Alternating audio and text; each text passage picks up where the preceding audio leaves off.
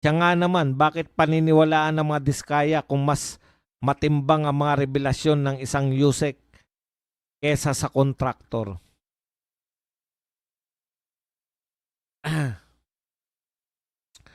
Huli yung huli yung panggago ni Ping, boss. Yung coordinates from the start ng engineer student yan na pinag-aaralan hanggang sa major subjects kasamang coordinates, especially sa civil engineering world na nila yan. Opo, totoo po yun. No? Imposible pong pumasa ka na inhenyero nang wala kang alam dyan sa coordinates na yan. Baka mapataob si 2000 kung gagalawin ang mga senador na active.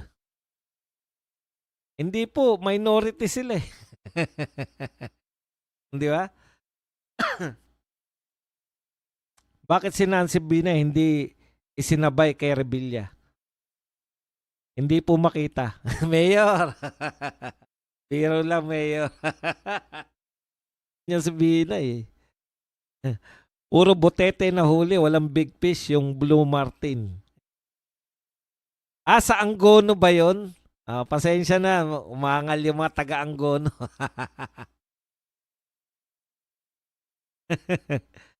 Ang dami, di ba? Sa Angono ba yun? Yung marami, sila Potong Francisco, etc. etc. Hello bro Badong, nagtatago ang mga malalaking isda, malaki sanang isda tulad ng Blue Martin. Biggest fish ni Bongbong ang hinuli, si Bong. Pudol na naman. Kulang ng isang bong. Diskaya talaga magandang idiin para wala na kontraktor na magturo pa.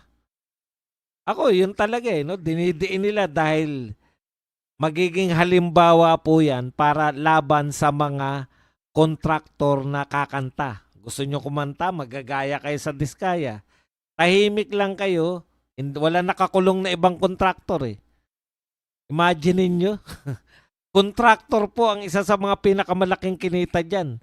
Si Diskaya lang po o mga Diskaya lang ang nakulong. Sir Buds, buti balik na kayo sa studio sa Birada. Medyo matagal din kayong parang work from home. Matagal na po kami nakabalik, last year pa. Ngayon ka lang siguro nakanood uli. Kumita na yan sa takilya, ayan po. Si Bong Revilla, dinawit si BP Sara sa flood control project. Wala na bang ibang pwedeng mapag-usapan at may dawit lang si BP Sara? Talaga, dinawit ba niya? Parang wala pa ako naririnig. Shoutout Boss Buds, long time follower since beginning ng vlog mo. Shoutout sa iyo, Jess Montanes. Iyan. Oy, ano na tayo ha? 7 taon na. Tama ba? Tama. 7 taon na tayo nung January. Boss Buds, mas magaling si Ping kesa kay ngayon pa lang pala yung January. Boss Buds, mas magaling si Ping kesa kay Marcoleta sa BRC kasi si Ping chairman na, spokesman pa ng mga witness ko no. Ano ba itsura ng big fish? Bakit di mahuli-huli? Doon kasi sila lumalangoy sa malalim eh.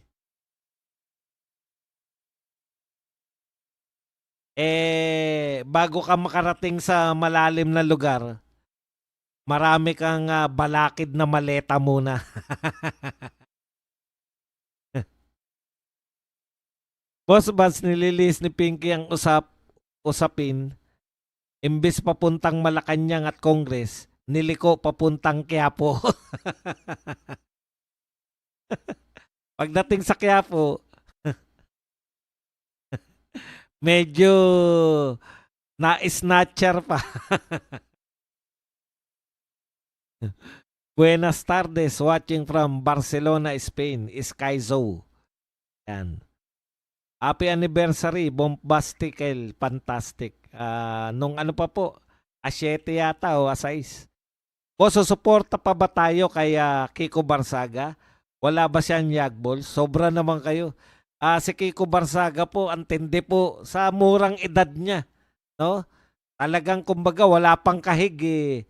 lumaban na lumaban eh. So, pagpahingayin nyo lang yung bata. Ha? Pagpahingayin nyo lang. Parang, kumbaga, nasagad agad siya sa laban eh. Choose your battles. Kaya nga. Tsaka depende kasi ang pagkakaiba kasi kay Anjo, Iliana, matagal na pong sikat si Anjo eh, 'di ba? Tapos ginamit niya yung para sumikat siya sa TikTok. Ginamit niya yung mga Duterte supporters dahil alam niya na galit kay Tito Sen. Oh. Yun po yun eh. Parang naisan tayo, nagamit tayo ni Anjo para magkaroon siya ng following sa social media. Unlike kay Kiko, hindi naman po niya hangad yung ganun.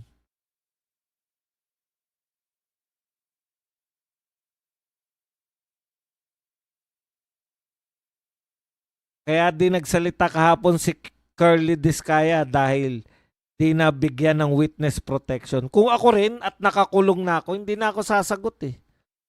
Ano po gagawin nyo sa akin pag hindi ako sumagot? Ipapakontempt nyo ako eh. Under contempt pa nga ako, nakakulong pa nga ako eh.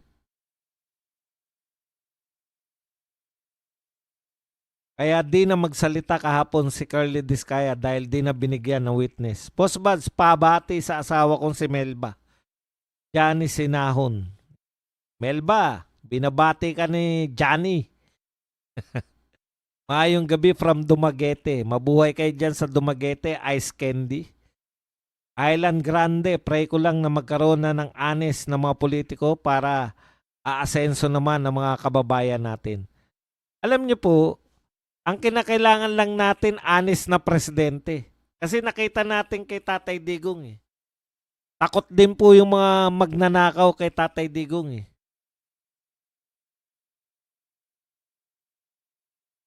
Boss Bad, sa ginawa ni Pinky, burado ng pangarap niyang magpresidente. Sobra naman, nakakadalawang talo ng presidente. Wala na siguro siyang balak magpresidente pa uli. Boss Buds, si Ping di ko maintindihan, torn between two amos, si BBM at ang taong bayan. Di po. Di po ako naniniwala na amo niya yung taong bayan. Isa lang amo niya. Nagliko sa Quiapo, investigasyon, diretso sa San Juan, sa bahay ni Jinggoy. Tony. Hello Sir Buds, love watching you here in Germany. Mabuhay kayo dyan sa Germany. Malamig ba dyan ngayon? Pagbalik ni Kiko, Parsaga, si Rason nalulod sa kanya. Boss Badong, bakit di po kayo sumasama sa signature campaign ni Joey? Natay kami naman para baka sakaling kikilos na ang SC. Alam nyo po, kanya-kanya pong diskarte kami mga vlogger. Grupo po nila yan eh, yung may diskarte niyan. Kasi kami, hindi po kami pwede basta-basta kasi nga meron kaming Birada Agila. No? Pag may mga rally naman, yun lang po, sa mga rally lang. Kasi yan, tignan nyo naman, no? Ang tagal-tagal na nila sa area. Kami po, meron kaming program eh. May Birada Agila kami, hindi po pwede. Ngayon, tapos ngayon, sa studio na kami. Pagbalik ni Kiko Barsagas, ayan. Ano nangyari kay Mio Barsaga? Nagsorry lang po kay Rason. Tumahimik na si Saldico, di pa niya pinalabas ang video kung sino yung tatlo na nag-uusap. Baka natuloy yung binodcast o binulgar ni BBM na blackmail.